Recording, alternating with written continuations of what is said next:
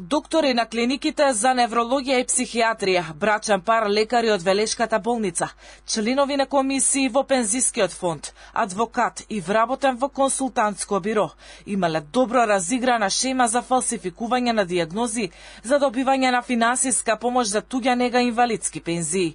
Околу 50 на луѓе, најмногу лекари, се вмешани во оваа организирана група, која најмалку 2 години крадела од касата на Фондот за здравство и ПИОМ.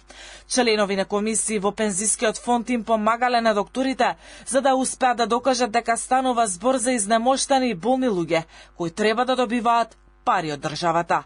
Имали вешто лице кој им ги потврдувал ваквите наоди, адвокат и управител на консултантско биро. За да тече измамата без никој да се посомнева, сите кои помагале во фалсификувањето на документи биле наградувани со пари и подароци. Се претресуваат над 20 на локации, меѓу кои во здравствени ординации, адвокатска канцеларија, службени канцеларии каде работат докторите, на клиничкиот центар Мајка Тереза во Скопје, клиничката болница Тетово и во општата болница Велес. Полицијата влегла и на 15 домашни адреси. Половина од групата или околу 25 луѓе се веќе уапсени, а останатите се очекува да бидат спроведени на распит пред истражните органи. МВР и обвинителството за организиран криминал деталите ги најавија по завршување на обемната акција. Министерството за внатрешни работи во координација со основното јавно обвинителство за гонење на организиран криминал и корупција спроведува акција на повеќе локации низ државата. Станува збор за основано мнение за сторени повеќе кривични дела со кое сторена штета на Фондот за здравство.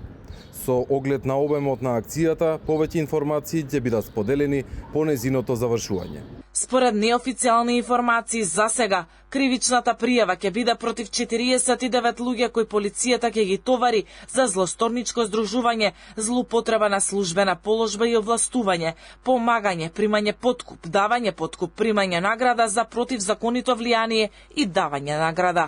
Според досегашната истрага, ваквите злоупотреби се правеле најмалку 2 години, но полицијата нема да застане тука. Ќе истражува кога почнале, кога завршиле постапувањата на инволвираните во оваа акција. Ова ја докажува решителната борба на Бирото за јавна безбедност како дел од МВР, дека секој кој што се огрешил пред законот ќе одговара. Оваа акција потсетува на случајот Метастаза, во кој беа осудени 40 на доктори и службеници од Фондот за пензиско и инвалидско осигурување. На сличен начин, групата действувала од 2008 до 2010 година и заработила 165.000 евра, а фондот го оштетиле за 53.000 евра.